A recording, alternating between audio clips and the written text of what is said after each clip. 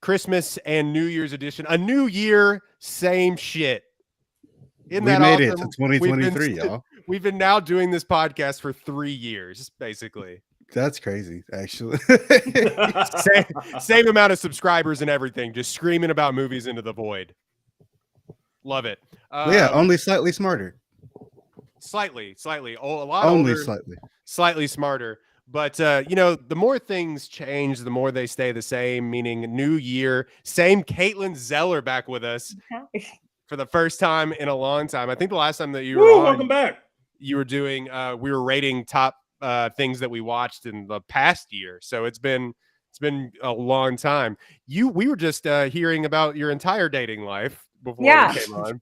So things really haven't changed. No, I'm cursed that when I am involved with this podcast, my love life cannot actually be good or happy or fruitful. Same. Well, maybe that's also my thank problem. God not Yeah, fruitful. that's definitely me. I'm blaming this podcast. I've had a terrible dating life since I started doing this podcast too. Maybe that's what's going on. We'll get into the real answers now. Yeah, I don't know. The comment I'm married, so I don't know like what. I hope that's going well. So was I before I got on this podcast, and now look. Like, but you so were married.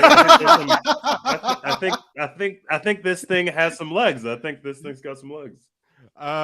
So we are doing. This is episode 132. We are doing Glass Onion, a Knives Out mystery, because, like most people, it's been hard, except for Dex, I guess. It's been hard to like get to the movie theater for some people. That's why they released this movie on Netflix. Glass Onion, a Knives Out mystery from writer-director Rian Johnson. Let's take a look at the IMDb really quickly. Famed Southern detective Benoit Blanc travels to Greece for his latest case. 7.3 on IMDb, number one popularity movie ranked right now. 81 Metascore, written and directed by Rian Johnson, just as the previous film, Knives Out. Stars Daniel Craig, just like the previous film, but unlike that, a whole new cast of characters, including Edward Norton as Elon Musk, Kate Hudson, Dave Bautista as not Joe Rogan, Janelle Monáe, Catherine Hahn, Jessica Henwick, who unfortunately has nothing to do but still delivers, Leslie Odom Jr., and Aaron Burr. Say that again? Aaron Burr. Oh, yeah. Also features some incredible cameos just out of nowhere, too, because I think people really wanted to work when this movie was being made. This actually made a little money in theaters because they released it in theaters for like 1 week. For a week. And in that week, on like, I don't know, not that many screens, it made $14 million. Yeah, they made three times as much as Babylon did. That's crazy. Yeah, honestly, they left so much money on the table. So many people would have gone to see this movie in theaters if they would have just kept it in there. And really, because Netflix is hemorrhaging money, like, what did they have to lose? Like, I get Nothing. They want people to come to their service, but as we've seen, everyone that's on Netflix is already on Netflix. Nobody new. Nobody's subscribing to Netflix for this movie. We already have Netflix. Yeah. So this probably would have made a ton of money. The first one did really good business as well, which spawned, if you don't know, and I'm going long, but if you don't know, after The Knives Out came and the pandemic hit, Rian Johnson announced that he was going to make more of these movies. The pandemic hit, Netflix came rushing to him and said, we'll pay you $450 million for the rights to this IP. And even though Rian Johnson is king, like every other filmmaker, king theater, he was like, you know what? I'll sign my life away, whatever. Yeah, $450 million. You got a kid, whatever. I'd do a lot for $450 million, and he did. And so even though he fought for this one to go in theaters, it was in theaters for like a week. And because Netflix doesn't know how to do good business, they took it out of theaters. And then didn't put it on Netflix for a month. Right. That's the big thing about this. It was like, we take it out of theaters, everybody's talking about it, and then all of a sudden, where can I watch this? Nowhere. Can't watch it anywhere until Christmas. But then a lot of people did watch it over Christmas. Has a 93% on Rotten Tomatoes from critics, 93% audience score. People love this movie. A Glass Onion, the Knives Out mystery brings back Benoit Blanc for another wildly entertaining mystery, rounded out by an outstanding ensemble cast. Let's talk about kind of the relationship to the first one, what you feel about the first one, I guess, Caitlin, and then like what you thought, and give it a letter grade for Glass Onion. So talk about the old film as well. Yeah, did you enjoy the old film at all, or did you have any relationship going in, or is this the first Knives Out thing that you've watched? Because I know a lot of people watched this one without having watched the first one. Oh, that's surprising. Okay. Yeah, I mean, I love old school like murder mysteries. Like I am a diehard Murder She Wrote Columbo fan. So this is like my niche. Also really like Agatha Christie, and it feels like that's kind of what this is trying to do, like Poirot style, like whatever. So I really liked it. The original is very good, obviously. Really, really good ass film. Jamie Lee Curtis icon, the girl from 13 Reasons Why, whose name escapes me. Ana de Armas, and I think the only film I've ever liked her in. I am not a big Ana de Armas fan, but she is very No good. Time to Die erasure, but whatever.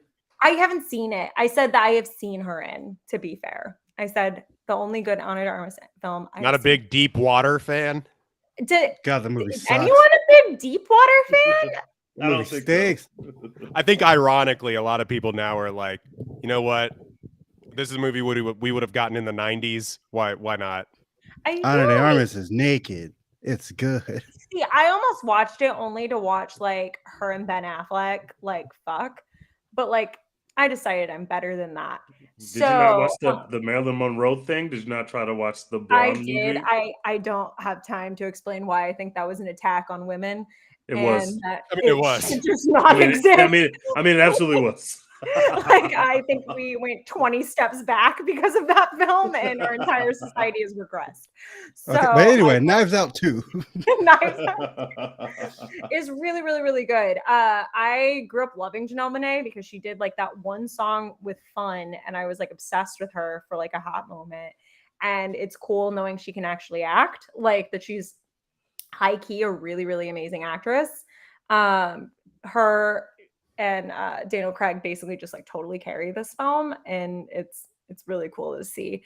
Yeah, I don't have like my normal. I feel like my brand was being contentious, like and controversial in my opinions and hating everything. But I really like this movie, so it's like an A. Like it's good.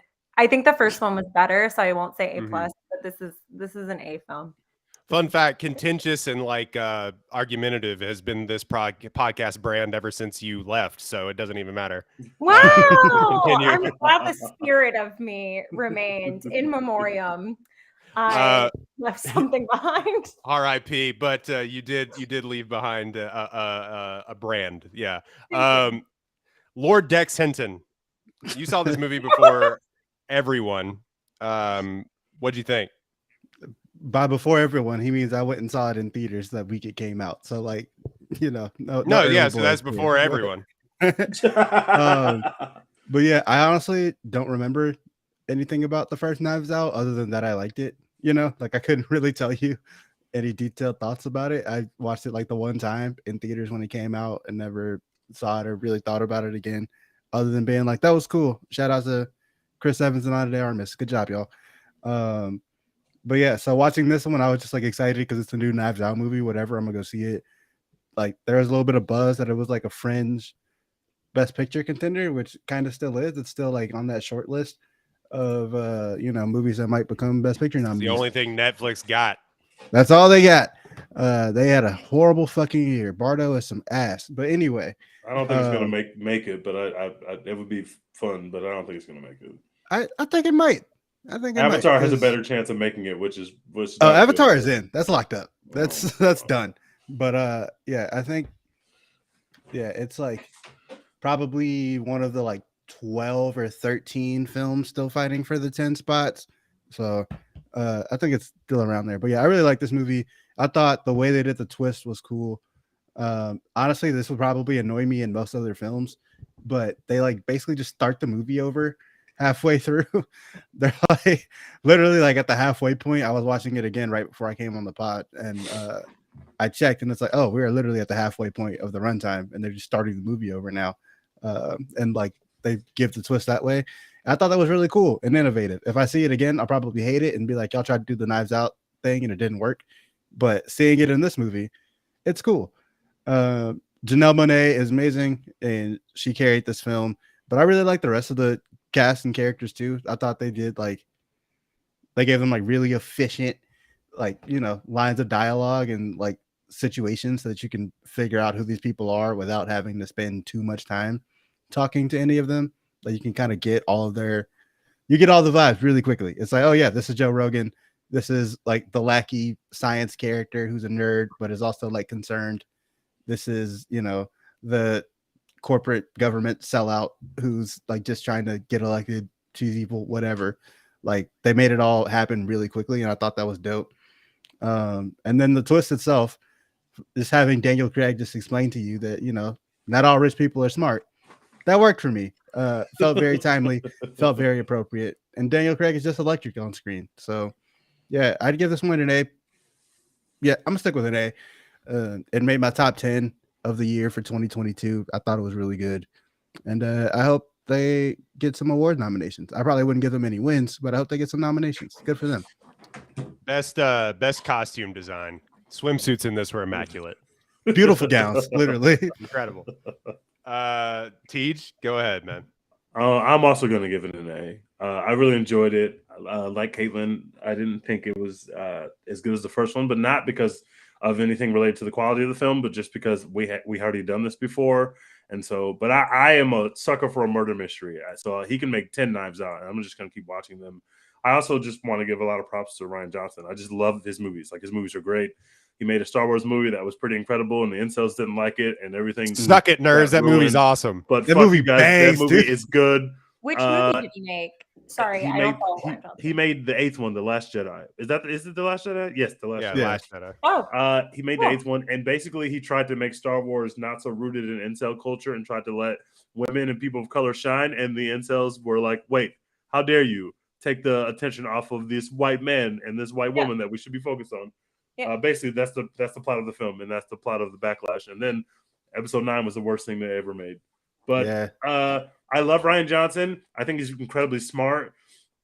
Like, this one's a bit more predictable than Knives Out, just because I know the slant that Rian Johnson writes from.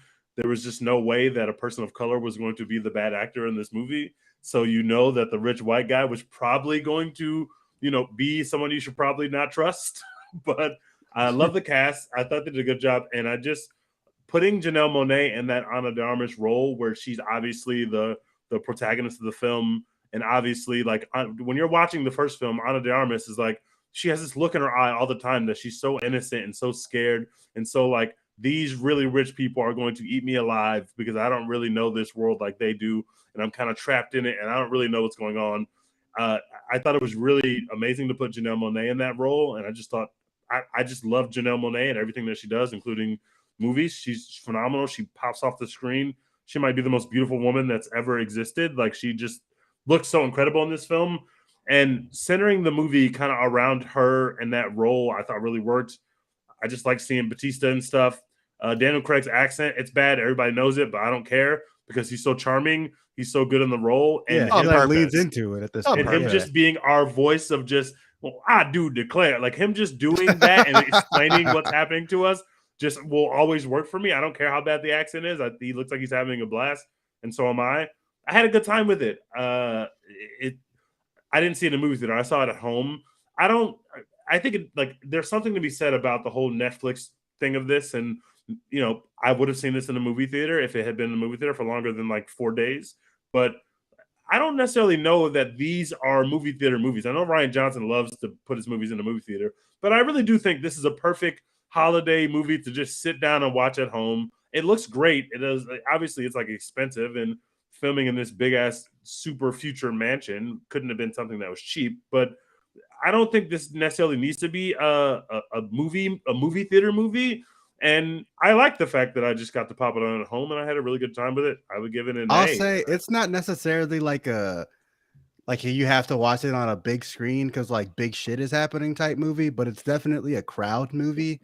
So like if you are watching this with a bunch of people who have also never seen it, and you're all just kind of going, oh, ooh, like shit is happening, like, oh, twist, like that's just fun, like in a group of people. So if you got a group of people at home you can watch it with, then like you'll get the same effect. But like, yeah, it's definitely a movie you don't want to watch. Like, well, it's better if you watch it with a crowd instead of just watching it by yourself at home or watching it with one other person. But if you can get a group together to watch this movie, do that.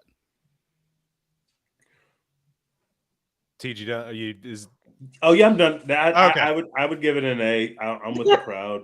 I would give it an A. I'm with Dex as far as like, because this is a crowd movie, because I mean the twist are these movies, but it's also the funniest movie of the year, or the second funniest movie of the year, because they don't make comedies anymore. This is just a really funny, well-written movie, and if it got me and my wife to laugh, at home on our couch, the reaction from people in the theater, like there's a line in the original Knives Out that I remember people dying in the theater. It was like, what was the name of the Nazi child masturbating in the bathroom? That was like like stuff like that is why you would go see these in theaters. And it just really was like really funny. Now some of the commentary is extremely on the nose from Rian Johnson. If you ever wondered which way Rian Johnson leaned, it won't be any confusion after this movie. And it's a very interesting going to be a very interesting time capsule for this moment in time that we're in. I don't know how well it's going to end up aging. Right now, it is aged perfectly from when they shot it to where we are now. It's actually incredible how well it aged. Now it's going to probably be like Agatha Christie movies down the line, where it's just like this is stuck in time a little bit. Little bit. Honestly, I feel like this will age pretty well, because they will always be rich, dumb tech billionaires like doing dumb shit like this. That's just the life we live now forever. I also don't think we can compare it to how regressive Agatha Christie was, seeing as the original title of "And Then There Were None" literally includes a racial slur. Oh, and well. they had to force her to change it. You couldn't fill this room with what I don't know about Agatha Christie. Like, I don't know. She faked her own death though, which is cool. Like, very, very neat. Well, but yeah, Rian Johnson, he wanted, like, he knows that he wrote this for the time that we're in now, and he did an interview basically like stating, like, you read Agatha Christie and everybody thinks it's like stuck in time, because it was. She was like writing. He says that she was writing about what she knew, and so that's kind of what he's done with these films. Which I'm not going to take points off, because I don't know how it'll age. I think it aged great right now, because just watching the destruction of Twitter in real time by a big dumb idiot is like incredible. So, like, and that's the thing. I wasn't even thinking about Twitter when I watched this movie. I was definitely thinking about like the Elizabeth Holmes stuff instead. Me So it's too. like we'll Also just a thing. always have a new person to think about this with. Like they just keep popping up and they don't go away. I do was think thinking- though. Sorry. I was thinking about the tech billionaire in Jurassic Park: World Dominion, or whatever the hell that movie is called, the greatest movie of the year. fuck. Oh my god, that movie sucks. Elon Bezos. No, Elon Tim Cook Bezos. Tim Cook Bezos.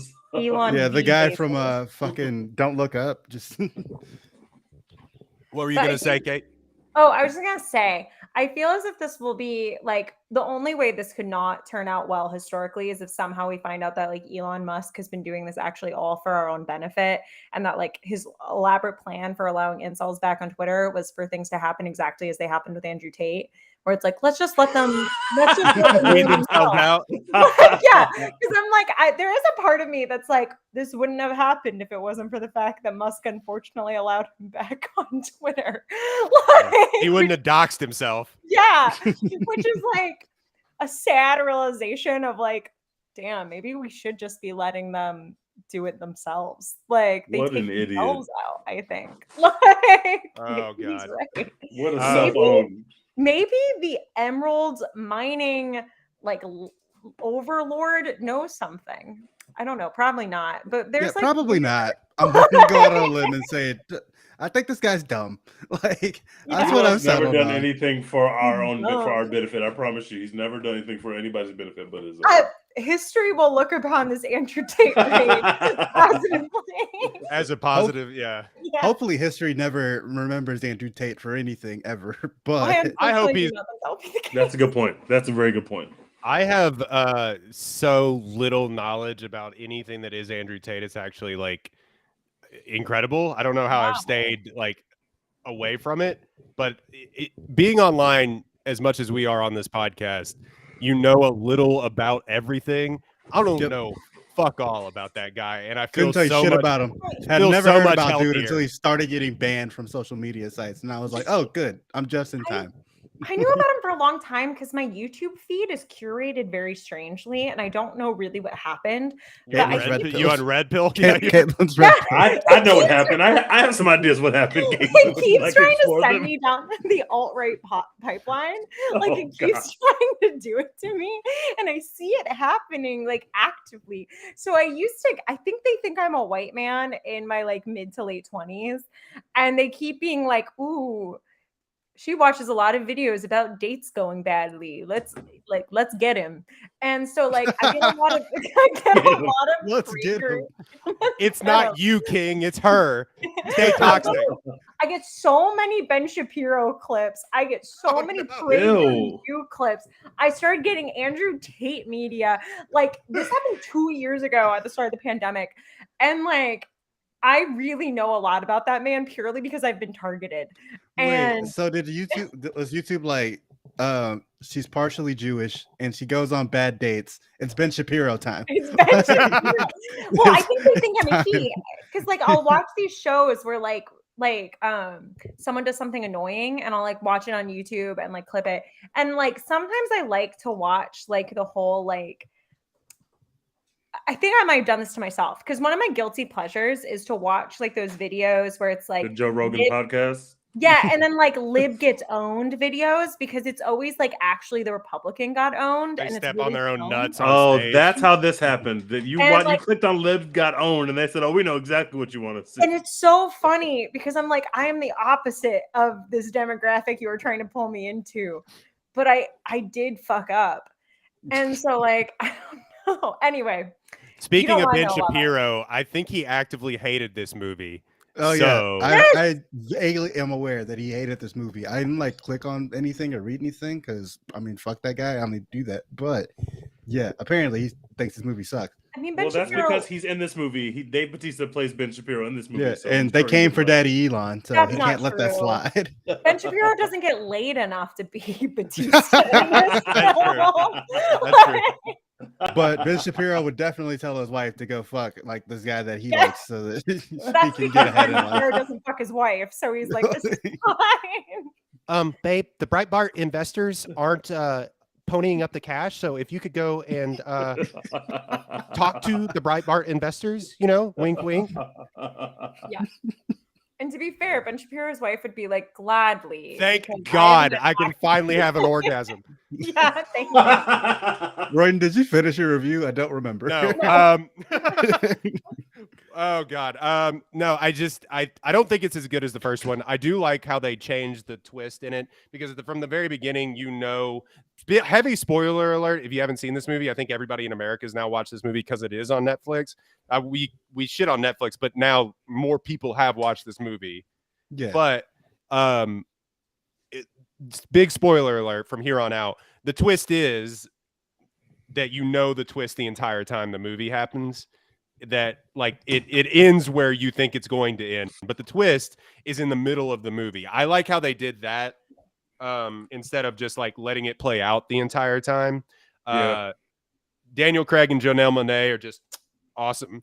Daniel Craig's fake accent that he does in like multiple movies now is fantastic. And Yeah, he's still doing Logan Lucky to this day. It's so bad too when Janelle Monáe actually does like a legitimately good and well done Alabama accent, like when Yes, she's it's playing awesome. Helen, and you're Yeah. like, oh, that's right. That's actually how this is supposed to sound. That's what people not- from the South really sound like. And then you have Daniel Craig, who sounds Which- like a European guy doing an impression of a person from the this is American what South. people from Kentucky sound like. To be fair, Janelle Monáe is from Kentucky, so I will say she has like. What an is she advantage. really? Yeah, she is. I looked it up because Yeah, her she accent is. was too good. Because she kept Wait, doing. I thought she was from Kansas City. Maybe I I'm think wrong. she's from Kentucky. She's somewhere in that area. But I might be a liar. I might have compulsively lied on this podcast. Let's see. Daniel Craig just watching a bunch of Foghorn Leghorn cartoons, and then I do declare. I do declare. No, I'm a liar. Tish was right. She's from Kansas. I'm just a liar. Don't believe it. Damn word I That's say. the South. Kansas City's the South. Liars. Yeah, liars are the South. Yeah. Yes. They do it. I'm the opposite of Dex. Dex said this would annoy him with other movies, but I love when a movie goes back to certain scenes and makes you view them from a different perspective. I'm just a sucker for that as a filmmaking trick.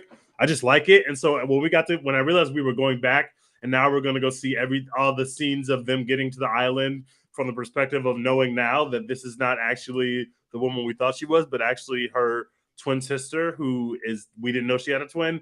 I just thought that was cool to see, like, and it's really funny, like when Daniel Craig is seeing like the girl go to the tech investor's room because she's gonna fuck the guy, and Daniel Craig is looking in the bushes, and Janelle Monáe's in the background, Janelle Monáe behind the bushes again. Like, Yeah, the comedic timing was just very funny in that sequence, and I just like, I never realized I wanted to see Daniel Craig and Janelle Monáe like do a buddy cop comedy, but now I know that I needed it in my life, and that's to be clear, my problem with other movies isn't that they like revisit old scenes. I think that's what makes a good twist, is like when a twist recontextualizes things that you've already seen. It's the Prestige. Yeah, which I fucking love the Prestige. Yeah, I love the Prestige. But like they basically start the movie completely over in the middle. Like, you know, they just go all the way back to the beginning of the movie and are like, okay, we're doing that again. Everything you just saw, we're doing it again, but now you have more information. If I see that again in a movie, I'm gonna feel like they're copying Knives Out 2, and like I'm just gonna be less moved by it. You know what I'm saying? Yeah. Like it'll be fine, but I'll be like, you stole that from Knives Out 2. You didn't do it as good because you don't have Janelle Monáe, so it doesn't work the same way, you know. I thought the entire cast of characters also were pitch perfect for the ones that like Kate Hudson just being a big dumb idiot and being like, do you think sweatshops are where sweatpants are made? That was hilarious. I didn't know that was an ethnic slur. I thought it was a generic term for someone cheap. Chewy. Oh no. The sweatshop line is so fucking good. Yeah, the sweatshop line. I mean, Daniel Craig's getting to say a bunch of bangers. The amount of just jokes that he makes on behalf of Hollywood, like Jared Leto's kombucha company, and like just stuff that seems so. Which sounds like the worst thing in the world, by the way. Jared Leto hard kombucha. No, thank you. I'm good. Jeremy Renner, the hot Jeremy sauce? Renner hot sauce. Yeah. Which on brand. Good luck. Hopefully he's doing better because that is well soon. Yeah, shout out to him, man. Jesus, that's wild news. Have you not seen that? No. He got run over by a snowplow. Yeah, it's the weirdest news that I think I've heard. Like, he was in critical condition last night. It's crazy. Yeah. Like they had to like still might be. They may have to. I don't know. He like ran over his legs and stuff. It's the weirdest news out of Hollywood I've ever heard. Did not mean to laugh, but no, like, it just doesn't sound real. Shock result. It sounds like a Mad Lib. My mind, like, I recently rewatched The Mighty Ducks. Oh no! And like, not a Your mind thought Zamboni. Zamboni. Your mind was like, "Oh, Zamboni accident." That's funny. Yeah. Okay, I get and it. I was like, "That's how." And then I like could piece it together, but like, So yeah, shout out Jeremy Renner's hot sauce, which becomes a plot device in this movie too, and then of course having the people on the chess game or whatever, two of which I think have now passed away. The chess game. No, the one that he's doing over Zoom. Among Us. No, it was Among Us. Sorry, I thought he was playing chess. Yes, I was going to point out the fact that, like this podcast, I think that Zoom call was cursed, and Natasha Lyonne might be in very deep trouble. Right. Two that have passed. It was Steven Sondheim and yeah. Mm. Yeah, so they're in their last thing that they were probably ever filmed doing. Yes. Protect yeah. Kareem Abdul-Jabbar at all costs. Exactly. Oh yeah, I forgot that Kareem was also. It's only him and Natasha Lyonne, and I think something might happen. So and then of course you have Ethan Hawke just being like, I'm filming Moon Knight and I just want to keep working, so I'll show up for a day. That was fucking awesome. And do nothing with my Moon Knight weird Moon Knight long hair. I can't believe we wasted prime Ethan Hawke for however months he was on the set to make something as awful as Moon Knight. Disney, please don't make a Moon Knight season 2. We don't want that. Ethan Hawke is too talented. The one day he was on set for Knives Out was infinitely more productive for society than every day he spent on set for something as awful as Moon Knight. My man cured COVID. Facts. My favorite bit though out of the entire thing and is when they have like the panel thing with Serena Williams, and it's just like a live Serena Williams. She's like, y'all want to work out or something? He's like, what? She's reading Gravity's Rainbow. Yeah, yes.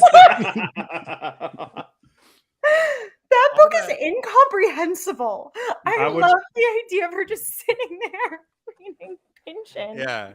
It's just I would pay good money to have that in my house, to have Serena just show up on the wall and be like, hey, Teej, you want to hang out? And I was like, yes, I do want to hang out with you, Serena. I've been sitting here for 23 hours in a row waiting for you to come back on the screen. Thank you for coming back.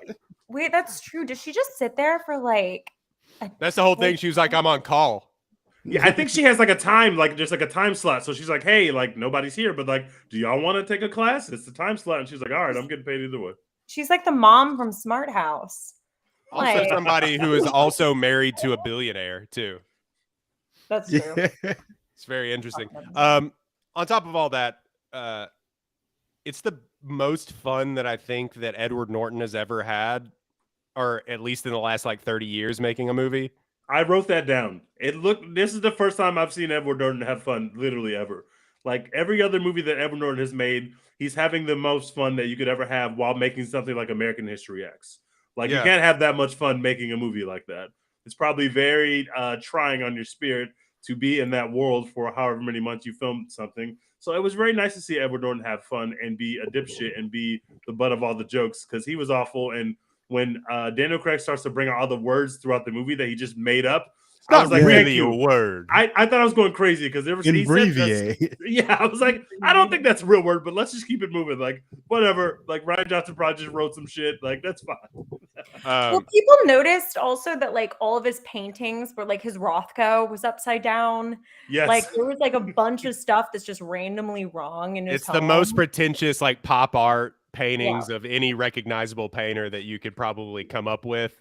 Like, and he's just wrong. Yeah, exactly. He gets the name wrong of the woman he had write his murder mystery. He gets Gillian the name Flynn. wrong. Gillian Flynn. But what does he call her? He calls her Jillian. He says Jillian. Yeah, and Gillian. Also, when Daniel Craig solved the whole murder mystery, I was in stitches. Like, dude, that was so fucking funny. That shit was hilarious. He's like, do I get an iPad or something? Or like... Do I get an iPad? Oh my god! I don't really want an iPad. just to be clear, in the way that makes him seem like he so wants an iPad. Also, having Daniel Craig being the fish out of water, because in Knives Out, it's like for the entire movie, he's basically like he's the smartest man in the room. And you do know that here though too, but he doesn't fit in with these people at all. So having him be kind of this awkward fish out of water in front of all these rich people plays really, really well. I don't know why. There's some subtle differences that I think Rian Johnson were like in Knives Out 1, we are learning things as Daniel Craig learns them. Whereas in Knives Out 2, Daniel Craig knows more than most of the people in the house, not just because he's a good detective, but because he's in on the thing with Janelle Monáe. So like putting him in a position where now he actually knows more than everybody about the facts of the situation, I thought worked really well to make this movie feel different than the other movie, because he is like in the first movie, he is our vehicle for exploration. Whereas in this movie, we know he's in on the gag, and then we get to watch him basically rip everybody to shreds And I thought that was a really good spin. If he's gonna keep making these movies, you got to find a way to like pivot and move around the Benoit Blanc character so it doesn't always feel like a rehash. And I thought he did a really good job of that. I appreciated that. It's like he's playing him as like different detective archetypes in a weird way. Cause like in the first film, he has so much more of a like classic Poirot, like I know what's going on. I know how to fit in like with like old money rich people. But like what's really interesting here is he almost kind of plays like a Columbo-y figure in this like film of like the bumbling, like I don't quite know what's going on, but I'm going to turn around at the last minute and tell you that I've solved this thing from the beginning, that kind of energy. So I wonder if he's going to continue to kind of play off of like the different tropes that we see like in I like, hope so. murder mysteries. I hope Like, so. that variance is fun. Yeah, Like- and I hope we keep going to new exotic locations. Like, okay, we're going to Greece for this one. Fuck it, let's go to Fiji. Like for Knives Out 3, I'm Turn down. that shit up. Make it like an Adam Sandler movie where it's just one long vacation for all these beautiful people. Yeah, Knives Out 3, Tokyo Drift. Let's go. Tokyo Drift. You know what I mean? Oh my god. I don't think I ever gave it a grade. I was hovering between a B+ and an A because I think the first one is an A. Like I think it caught a lot of people by storm. Now it's not like the best movie of all time. I think Chris Evans is looking really hot in a cable knit sweater, and that caught a lot of people off guard. But People weren't ready. yeah, people weren't ready for. Speaking of, I had to put on the cozy boy outfit in honor of the first movie, so I had to put on the cardigan. But he did look phenomenal in that sweater. I was taking nobody looks Great good in those fucking sweater. except for him and Billy. Whoa, shit! I was gonna say Billy Joel, but from fuck. Joel Edgerton. No. When Harry Met Sally. Billy Zane. Billy Crystal. Oh, Billy Crystal has an outfit in When Harry Met Sally where he's wearing a cable net sweater and Levi's, and it looks fantastic. I didn't think that anyone would ever compare Billy Crystal and Chris Evans. Like, The same person. I Many people have said. I just think Chris Evans was having a moment around that time because we had that like Knives Out thing, and then he leaked his own nudes, and everyone was impressed. So Wait. I really think. Do y'all He not leaked remember his when own he- nudes? I Yes. remember that he accidentally he accidentally tweeted his No, or I something thought it was like that he like put it on his Instagram story, which implied he was sending it to someone over messages on Instagram, but accidentally sent it to his story for Honestly, like 10 I respect minutes. that. I respect And- the move. That's not a Full mistake. Draymond That's Green. advertising. No, Full and Draymond Green with it. I didn't see it, and I Full refused to Draymond. look, but I've heard it's immaculate. And like, Wait, he did was you still having a lie on great this time. podcast? Are you saying you didn't see it? You didn't Google it? I didn't, because here's the thing: I respect people and their right to privacy. Since when? No, I'm kidding. He posted it to his story. He didn't get hacked. He It posted was it. an accident. But my favorite thing is people defending him online after people had that like actual like nude leak thing where they like were harassing women for having their nudes leaked and calling them sluts. But then everyone was like, poor Chris Evans. He leaked his own nude. Meanwhile, every woman within a 1,000-mile radius was like, Jesus Christ. But yeah, also the best like celebrity nude leak story is Sia getting blackmailed for her nudes and then being like, "Here they are." Like, fuck it. No. You can have it. I'll just give it to the world. It's fine. Yeah, here you It's go. fine. I don't care. Like now you've all seen my ass. Here you go. It's great, He's right? like, they're damn good and you're welcome. What a power move, because I would be suing people to get my stuff off the internet. I That's what wouldn't. they tell you to do, I think. I just put my Like, shit out there. Like, no, we're not. We're done with this controversy. Yeah, I'm I'm just not gonna paying leak you it. money. I'll just Yeah, post the I'm nude. not paying People you money forget. to. People will literally forget. Like you will feel weird about it for about 3 days, and then people will be on to the next story, and people won't even remember the fact. I literally didn't remember that Chris Evans nude had leaked. That had left my brain completely. Yeah, It was not a thing that I think I knew. it has never left my brain. That's because you Thought didn't about it Google for years. That's because you I- didn't look at it. It's like edging on the back of my brain, like teasing. I don't like that. I don't like that phrase. Edging. Just soaking in the back of your brain. Soaking, sitting there. Can we Jesus. talk about? It's really coming through right now. Oh, Oh God, Caitlin, please. This is a family podcast. Is it? No. Sure. What do you want to talk about? Let's pivot. I was trying to pivot. Can we talk about the Mona Lisa part of this? Yeah, It's like go for it. It's the biggest. Idol. I It's the listened to a lot biggest, of like, I don't know, smoking gun, or I don't even know if that's the right term.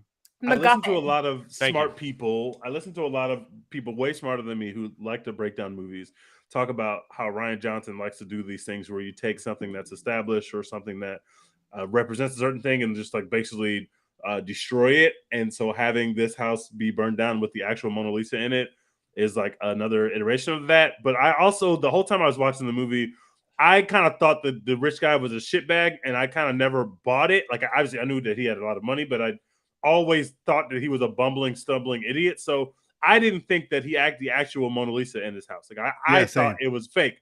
But apparently, people have read the movie as it's the real, actual Mona Lisa, and I didn't ever read it that way. I thought I did. I did by the end, but like watching the movie, I was thinking, oh, that must be fake. But at the end of the movie, it seems like they're playing it like it's real. So that was cool. I think it's supposed to be the real Mona Lisa. The thing that got me about it was like the whatever little case he has in it is constantly opening and closing. Like I thought someone was going to get decapitated. I was like, yeah, this is stressing me out. Like every single time this little thing goes off, I'm like, I think that was the point. Yeah, it added so much tension to the scene. It added so much, and it really worked. I really liked it. I think it's supposed to be like, I think MacGuffin's the right word, where it's like something that you think is going to get used and it distracts from like the like actual thing that's really happening. Which also, I guess you would also just say a red herring. But like, I think that when you're not talking about mysteries, MacGuffin just sounds cooler. I think when you're talking about movies that are not mysteries, it's a MacGuffin. But I think I don't think that, like, especially like I like these murder mysteries in book form and movie form. I really like a whodunit, and so I think there's something really smart about like the actual plot of the movie or the actual whodunit part of the movie is so simple. Like Benoit Blanc is saying, like, no, this is way dumber than you think. Like, you're thinking about this. This is way dumber than you think. It's the guy who you think was the whole time. Yeah, what you actually thought in the very beginning is the exact same. Your first thought when you first heard it, when your first thought was like, yes, like you are right about that. But the way we get you there, we have the twist with Janelle Monáe's character, obviously, but also we also have the twist of like, you see that the incel character, now he dies, but it's like, oh shit, somebody poisoned his drink, but it couldn't have been the rich billionaire guy because the rich billionaire guy was like, oh wait, no, what you saw the first time actually happened because everybody saw him give him the drink. Like, yes, it's literally in there, like it's in the first shot. You see him hand him the drink. So it's not like Rian Johnson hides that from the camera, but he knows there's so much going on that you're never going to process or remember that when you finally see that he falls over. You're not going to remember, oh shit, Edward Norton handed him that drink. And I just thought it was so smart to just like put the movie in there. Like, just put it right there. Don't hide it. Don't try to, and you're just like, oh, let's unravel it at the end. It's like, oh God, it was in front of us the whole time. I like that feeling. I think that's really smart, a smart way to make a murder mystery. And you don't have to make it the most complicated thing in the world. You can make it the dumbest thing in the world. And as long as people have a good time, people are going to like it. I like even if you do, go ahead, Caitlin. I just said, I like the idea that you like being gaslit. That's all. But like also you don't have to be like gaslit and it'll still work because like even if you notice him giving him the drink or whatever the first time, once Daniel Craig is like, it's the dumbest thing I've ever seen, you can be like, yes, it's so dumb. I saw that shit. Like, I told Caitlin, I was like, we just saw him give him the drink. Why is it? It's because Rian Johnson was like, no, this is just the entire thing. The twist is the filmmaking in the middle of the movie. And that's really interesting to me. But I do love that line though. He goes, it's so dumb it might be brilliant. No, it's just dumb. Which would be really funny if like Rian Johnson was writing this and he's like, I don't actually have like a really good twist. And he got to the end of the movie and he was like, wait, I got to go back and like actually do this, like do something with this, because the twist is that the rich guy that we all thought was a criminal is the criminal. But like, I doubt that's what happened. I bet he wrote it out as is, but would be funny if he got to the end of the story and was like, this is bad. I'm gonna spoil an old HBO miniseries real quick, but it reminds me of The Undoing, that Nicole Kidman HBO miniseries from a little while ago, where Nicole Kidman gets murdered, and you like are like, oh, maybe it was her husband's mistress, or maybe it was her husband's best friend, or it was the kid. The kid did it, and then you get to the end, it was like, oh no, it was just her husband. Like you thought it I was was all along. so angry, bro. It was her husband, like you thought it was all along. Yeah, that was so- such a waste of time. Like, oh, the first person I thought we watched this for 6 hours, and it was literally just like, oh yeah, it was the guy that everybody thought. Like everybody knew it was the husband. Why do we go through this whole journey and try to cast aspersions on every other person in the damn series when it was really the most obvious answer? I was furious. I was like furious. literally, people were like theorizing, oh, it's this woman who's only been on screen for like 2 seconds. Yes.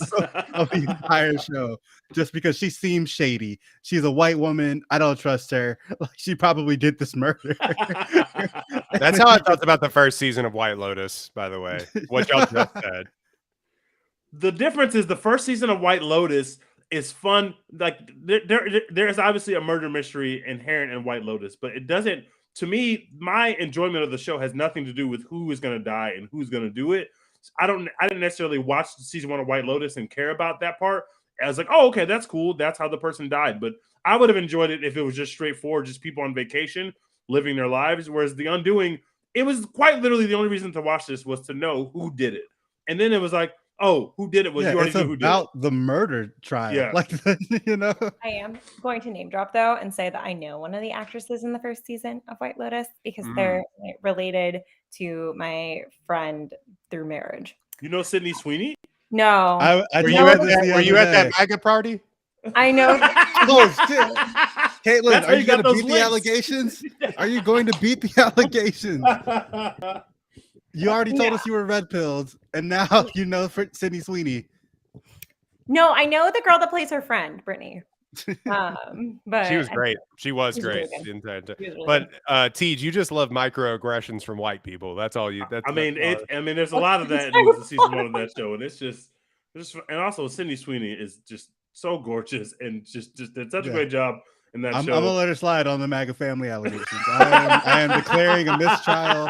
I don't know. I'm declaring a mistrial. I don't know because apparently in preparation for White Lotus, she started listening to the Red Scare podcast because they told like them to do that to sound like they're Dedicated also actress. Red Scare. But the problem is apparently she genuinely still likes the Red Scare podcast. That's none of my business, respectfully. That's method acting. She's just ready for her season 3 cameo. That's all she's doing. She's ready to pop up in season 3. Like, yeah, I've been listening to the Red Scare podcast. I'm ready. Put me back. Also, in, she's coach. definitely going to be in Knives Out 3. I feel like that has to happen. That's 1,000% I need going that. to I happen. need that so much. Oh, that's perfect. That's perfect. No, These boobs have hypnotized way too much of America, and I need everyone to take like a step back.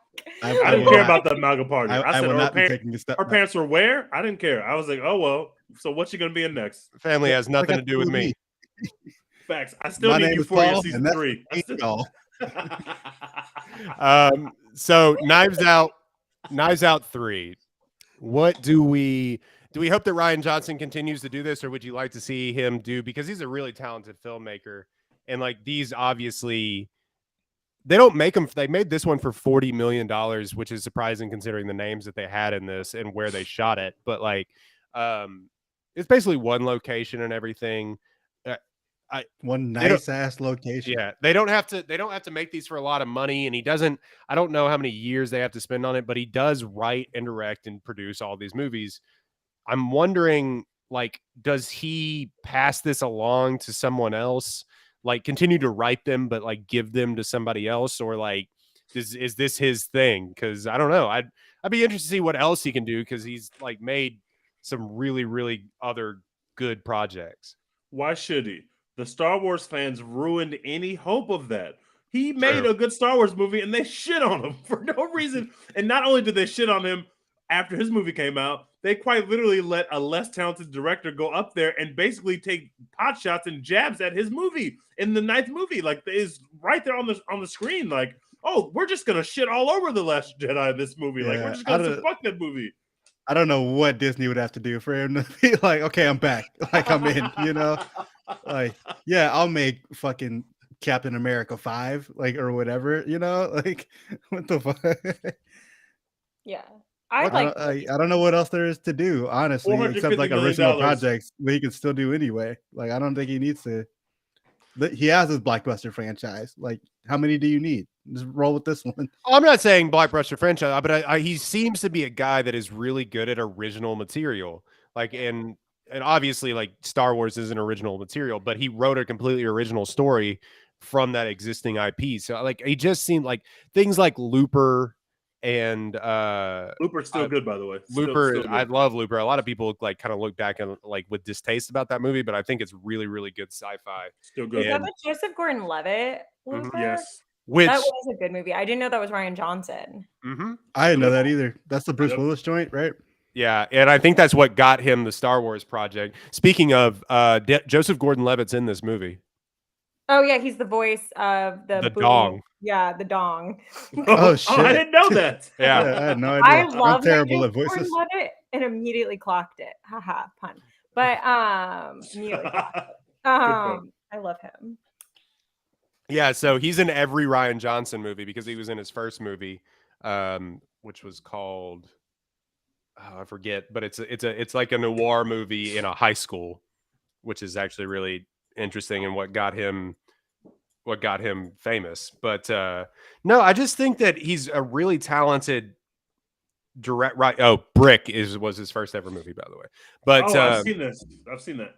Yeah, so he's just a really talented guy that does really good work with like original script. So being tied down in a franchise that we all love that has now, made two really good movies, solid entertainment that we just kind of don't get like anymore. I just would hate for him to be tied down. But if it means more Knives Out movies with Daniel Craig having the time of his life, like I think I'd take that coin flip, but like whatever. Well, hey, Yeah, apparently he's got a new show coming out on Peacock, so you can check that Streaming out. service that everyone has. I do have Peacock. Yeah, It's on it's Peacock. a case of the week mystery comedy drama. So you got that Mystery going Knives on. Out. So it's Knives Out on Peacock. Yeah. Yeah, and Natasha Lyonne is in it. So I'm in. Wait, what is this called? It's called Poker Face. Hot.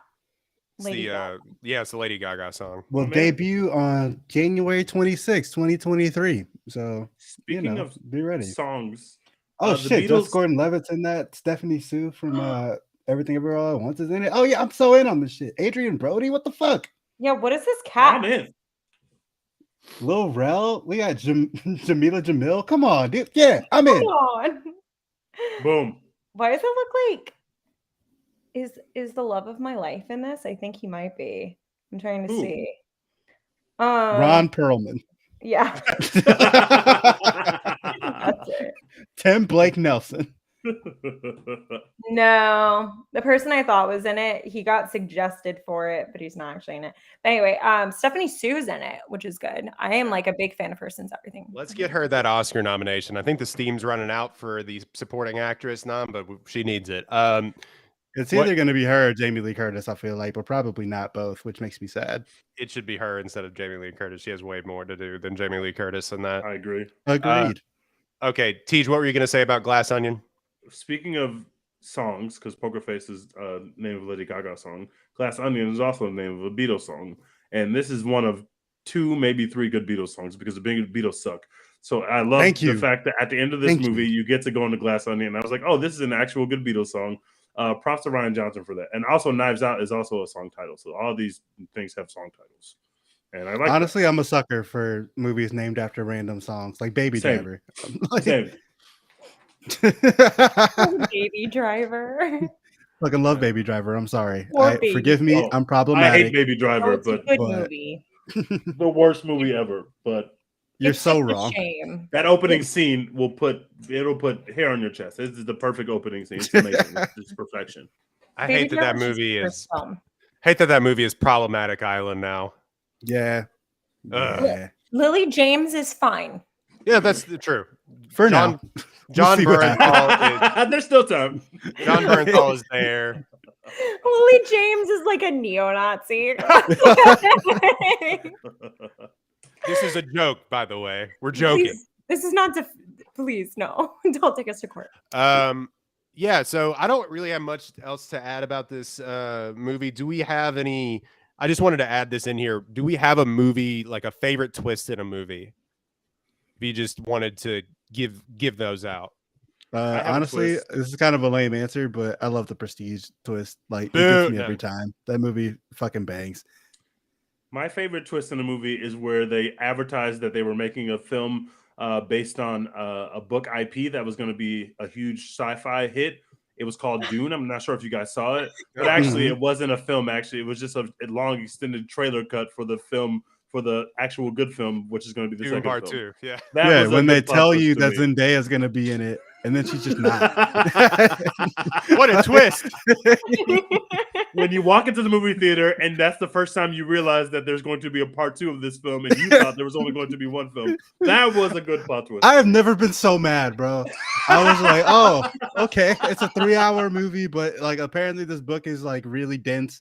Okay, so making it into a 3-hour cut, I understand that. And then I get to the movie theater after hearing about this fucking movie for months. No one had ever mentioned it was a part 1. Fucking Dune Part 1 pops up on the screen. I'm like, bitch, how dare you? What a shot called by Denis Villeneuve, because he didn't know that they were going to even let him make the second one of those movies. That would have looked dumb as hell. We committed 3 hours to this universe, and you walk in, he's like, actually, it's going to be at least 9 hours, by the way, but enjoy yourself, but it's going to be 9 hours, bros. Like, we didn't have, that was just ridiculous. Not enough. Only this podcast is speaking for America about our anger about that, because I didn't hear anybody else that was angry about that, but I felt disrespected I'm so mad. in the movie Still. theater. I was upset. I do think it's especially annoying when like Dune has already been made into a movie and they somehow managed to make it only 2 hours. And they made it Apparently it sucks. Well, the first Dune is awful. It's awful, but you can get all the plot points. Like you don't actually, you could just done it better, but hit all those same plot points. Hey, here's a spoiler. The new Dune, it also stinks. It's not good. It's No, an okay, look, extended though. music video. It doesn't stink, but it's Look, extremely Florence Pugh is boring. incapable of being in a bad movie, so Dune Part 2 is going to bang. Like, Oscar Brother, she was in Isaac Don't thought- Worry, Darling. A movie that movie we is not talked bad. about The this movie is year. fine. Don't worry, No, darling. it's not. That It's movie not is fun. fine. Movie It's fine. sucks. Movie stinks. That movie is only salvageable only because Florence Pugh happens to be one of the most talented actors we've ever seen, and because it looks like there were some of those shots were incredibly breathtaking in terms of the cinematography. So I will agree with you that it's not like awful, but it's pretty bad. I mean, it's a pretty bad movie. It's not Backtrack good. we're not talking but- about with Don't Worry, Darling. But I do think it's interesting with watching Harry Styles turn ugly in that film that I was like, wow, he's not actually ugly, even when they add like all this shit to Right. make him look ugly. He just looks like all my ex-boyfriends.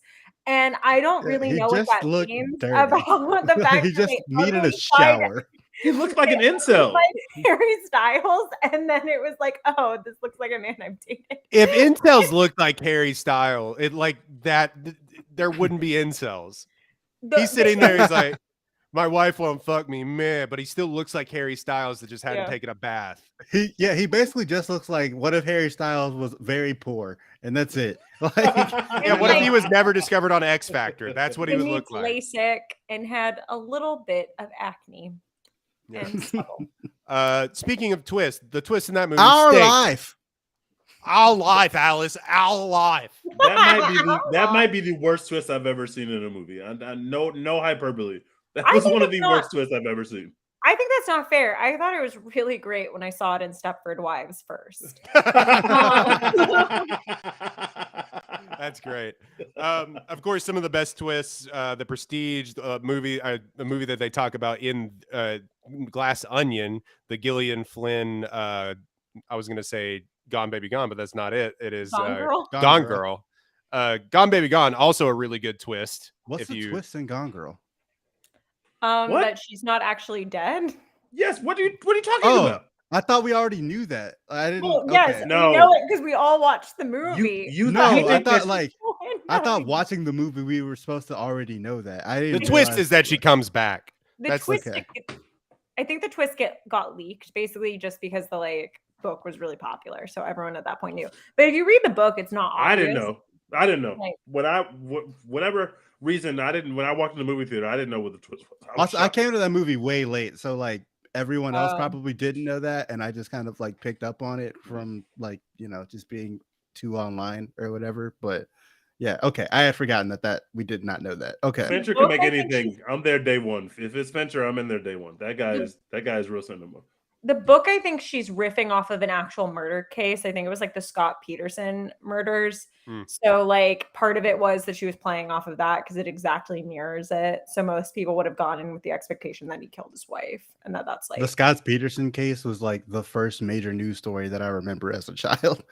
Like It's because my mom bad. watched it. My mom watched that on the news like every night when that happened. I remember it. But Once I found out a long time ago that I accidentally, and I don't believe Scott Peterson is innocent, but for some reason I followed on Facebook the Scott Peterson like exoneration page.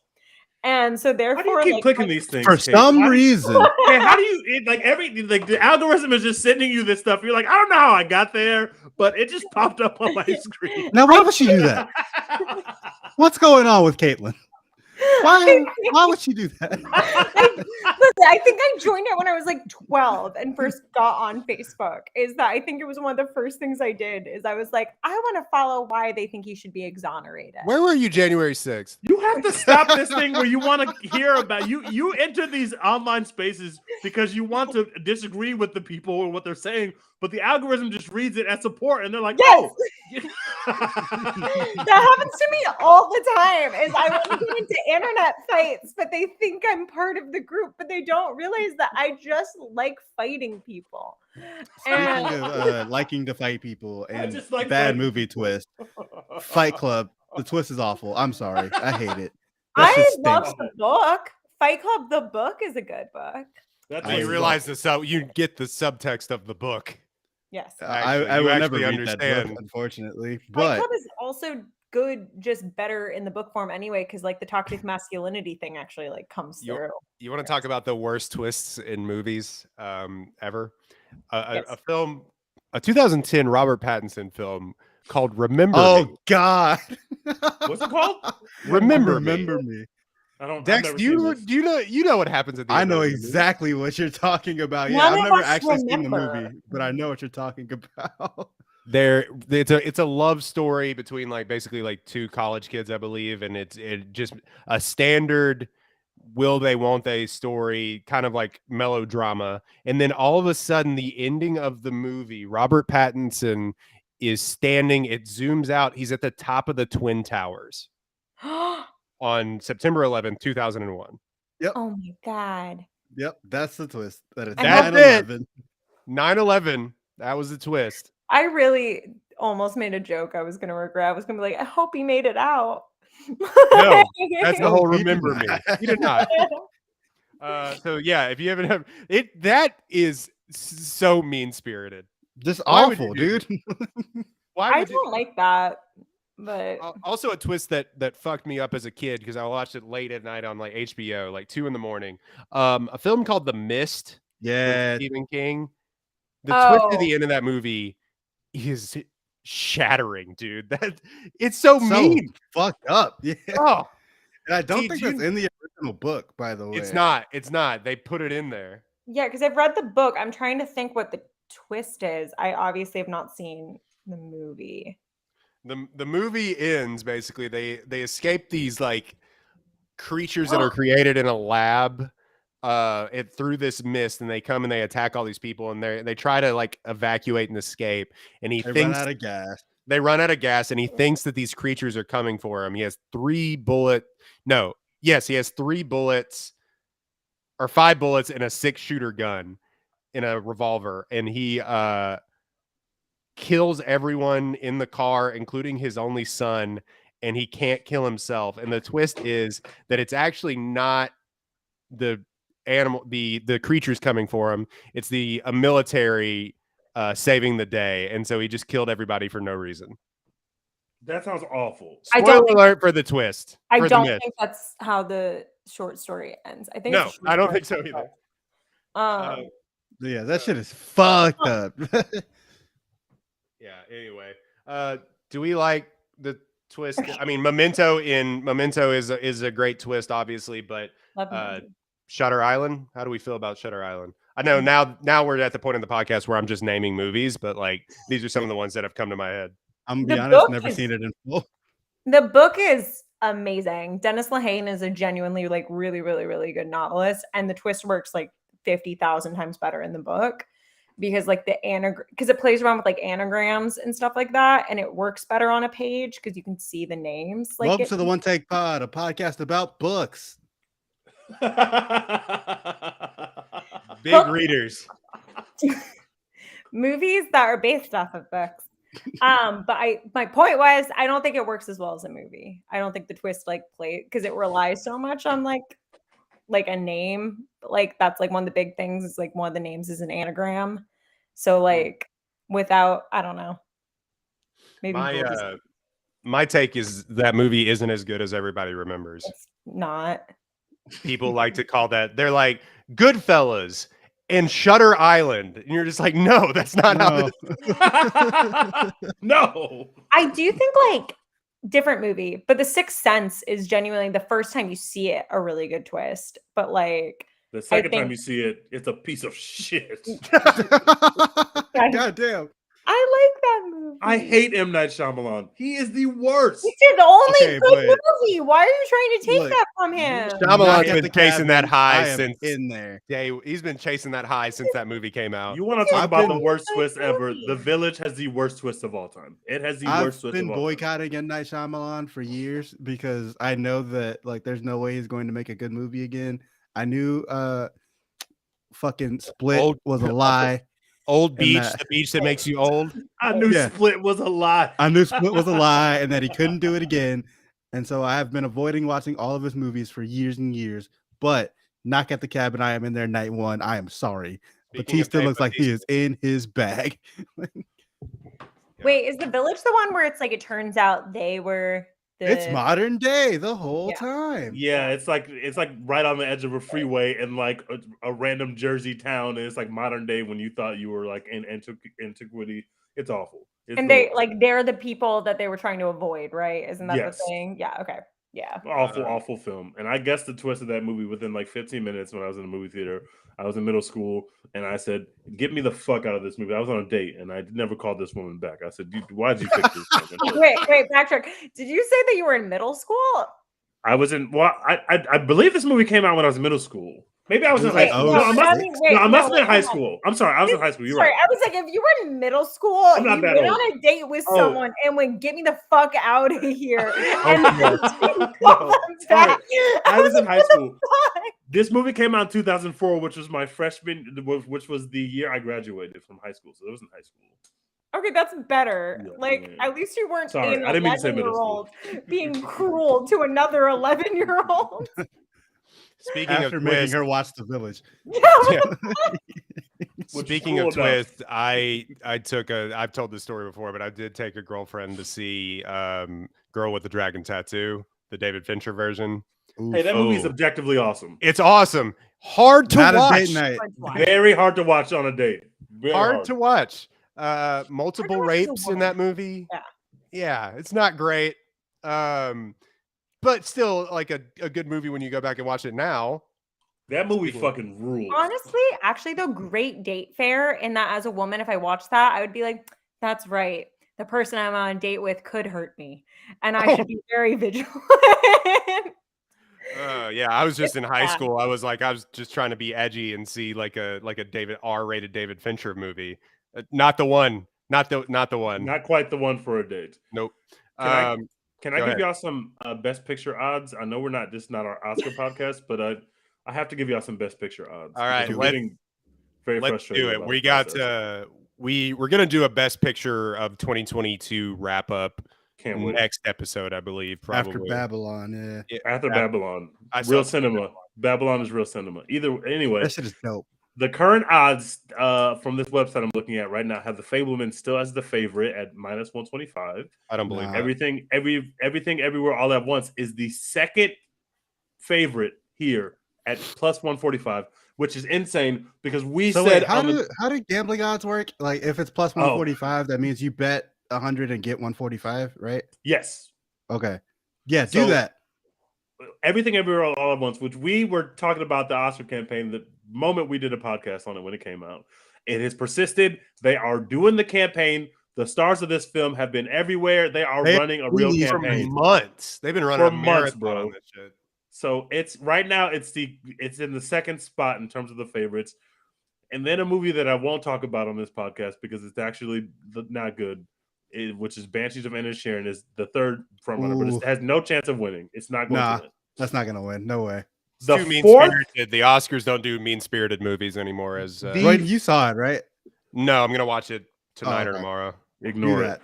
We'll The talk about that. Fourth running favorite film right now, according to FanDuel and according to the Oscar websites, is Avatar: The Way of Water. It is the fourth most likely movie today to win Best Picture.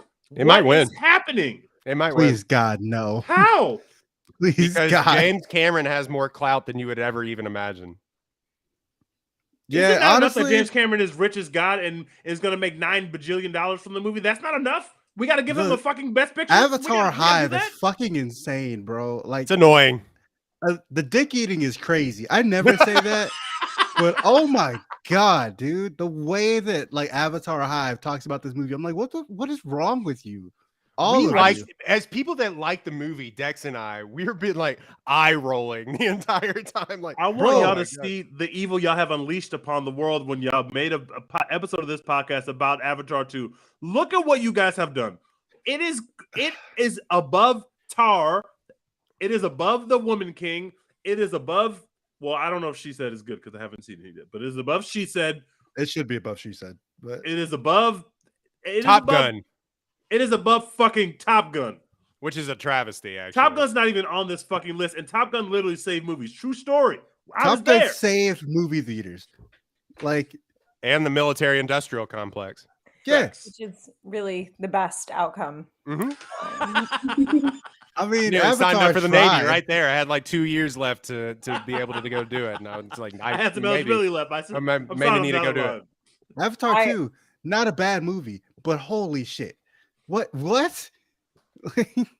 There are people, not going to name names, people who potentially write for this website that every single day will send us an update about the Avatar 2 box office.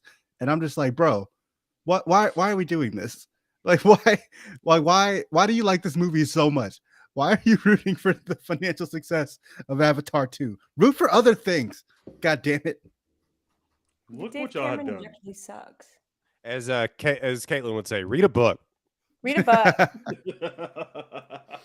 No, Caitlin, if you don't know, Teej actively refused to be on our podcast about Avatar 2. I fucking knew this was going to happen. I didn't want to contribute to the Avatar industrial complex, and now we are here. And now the train is off the goddamn tracks, and it's going to ruin the Oscars. I will never forgive James Cameron for ruining the Oscars if this happens. Yeah, if Avatar 2 wins Best Picture, I might have to take a year off, y'all. I might have to sit out.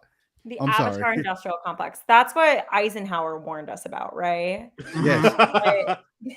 Okay. I took Green Book on the chin, but I'm not standing in the ring draw the line with Avatar 2. I'm sorry, bro.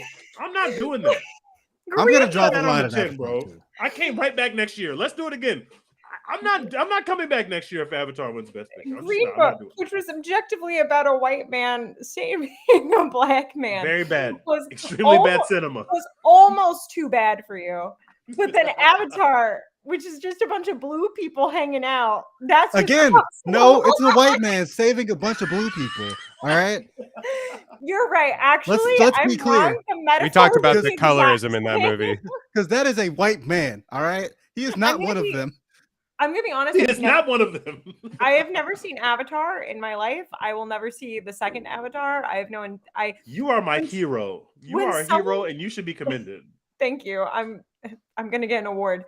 But my thing is, like, when someone tells me that something's a good movie only because of the visuals, it immediately tells me I don't want to see it, because I'm like, oh, so there's no story that matters, and the story is Fern Gully. Yeah.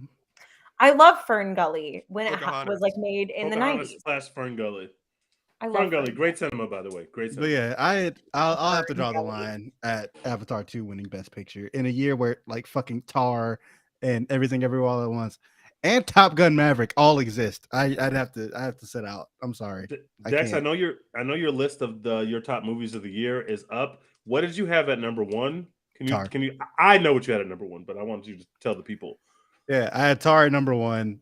That is one of my favorite movies that I've seen in the last several years. I fucking love that movie. Have it on Blu-ray now, sitting in my living room. Probably gonna watch it again tomorrow. I saw it twice in theaters. That shit bangs. Kate Blanchett is her. Give her awards. Kate Please Blanchett, and thank you. give me your outfits, please. I want to dress exactly like she dressed in that movie, dude. She was getting bits off. She was getting fits off. I had Tar Crazy. number one as well. I just rewatched Tar last week. I went to the theaters and saw it again. Still loved it. But I think The Fabelmans is my movie of the year, guys. I think The Fabelmans is my movie. Well, The Fabelmans is real cinema. It made me feel things. Let's save it for bonus content from a week from now when we compile our top 5 again. Yeah, go see I don't Babylon, know. coward. I don't know Go where see to Babylon, cowards. the entire Oscars episode right now, and then read. We don't have time. We don't have time. And then redo. and then do it again. Right. I really think that would be very symbolic of the state of movies right now. Yeah, if we just continuously put out the same podcast Yeah, exactly. episode. Black Panther, Wakanda Forever. What did we think about it? Guys, have y'all seen Wonder Woman 1984?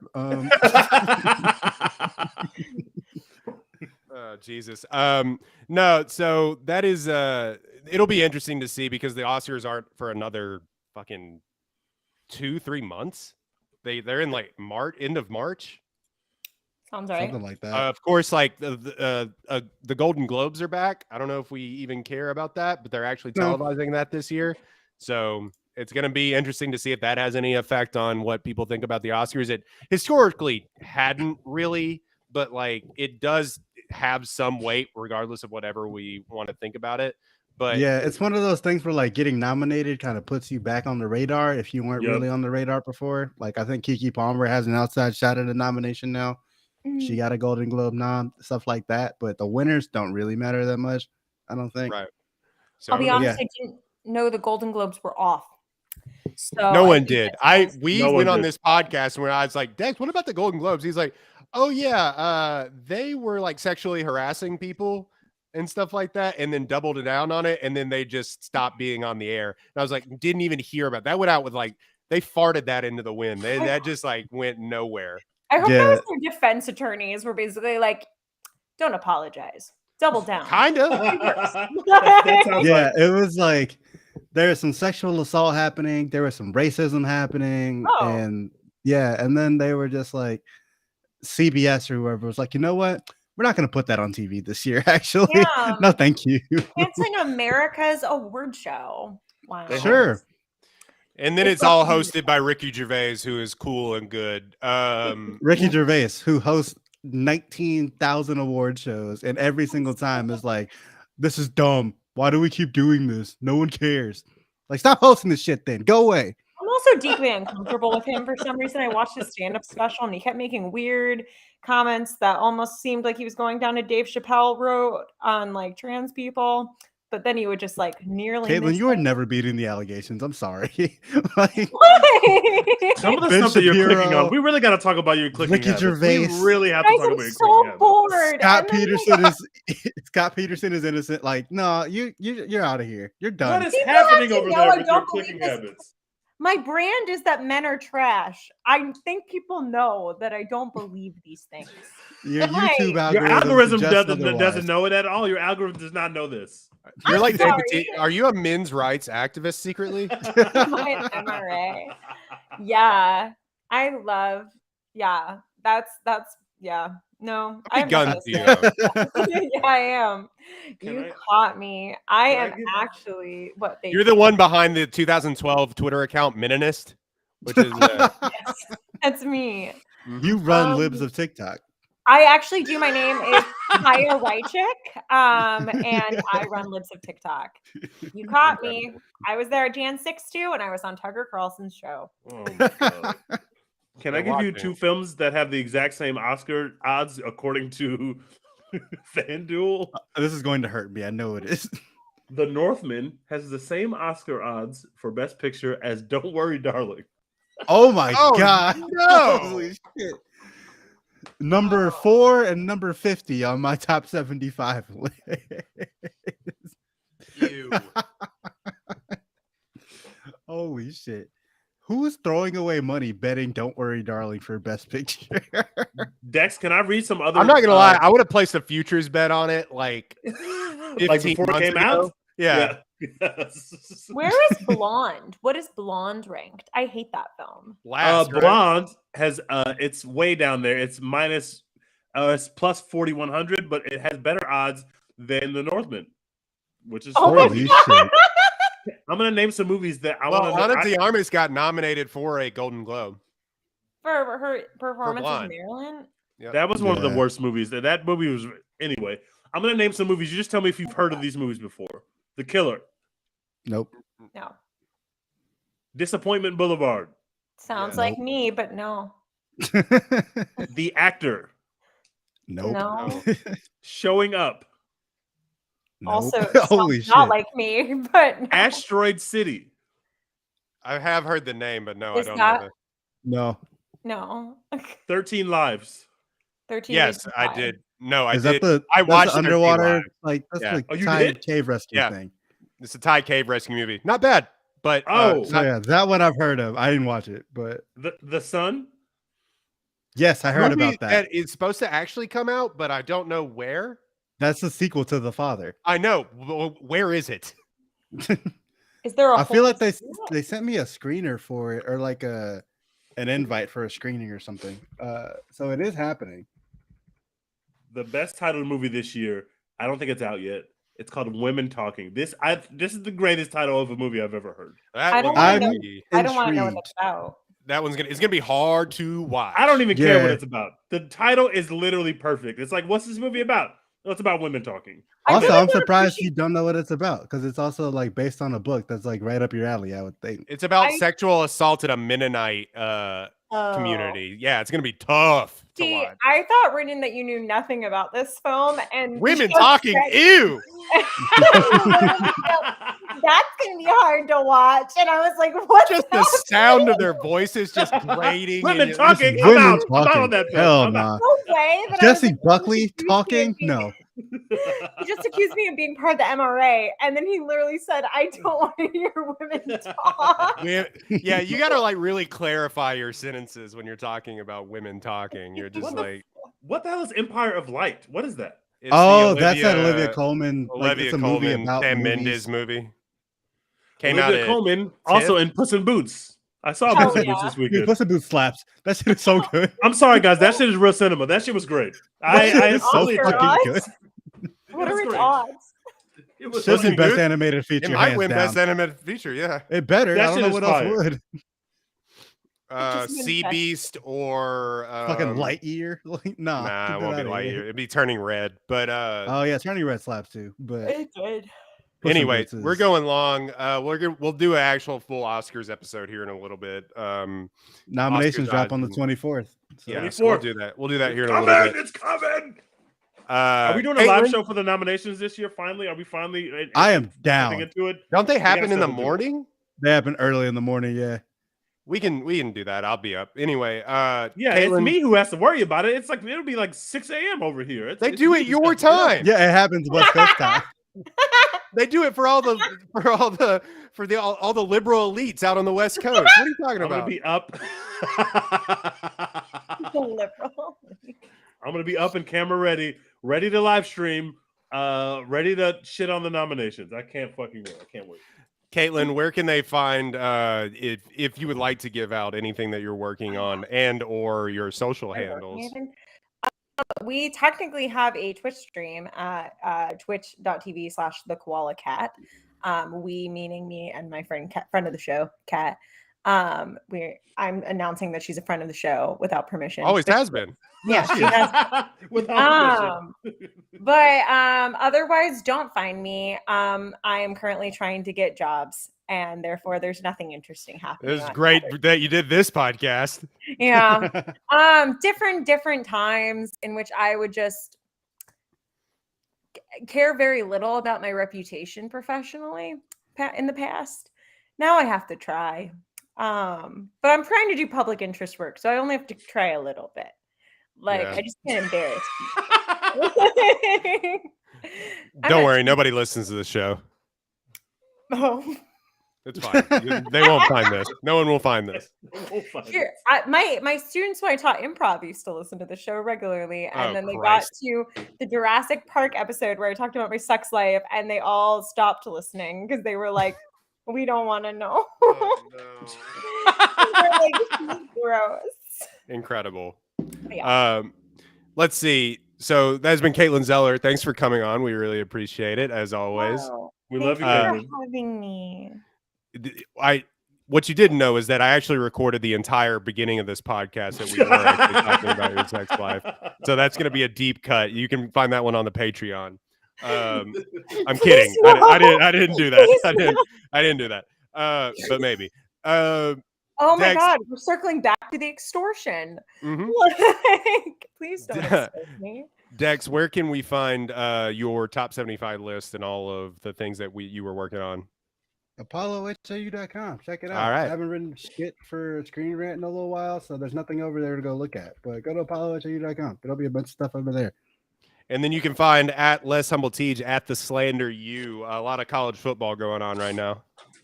Oh man, we're playoffs are deep in form. Bowl games are ending. Check us out, Bro, for the love of God, TCU better not win a fucking national championship. I will. If there is a God, it will not happen. How did they Holy fuck shit. Michigan? Like, that was so stupid. I Speaking hate of a Michigander right now, that must have been terrible for y'all up there.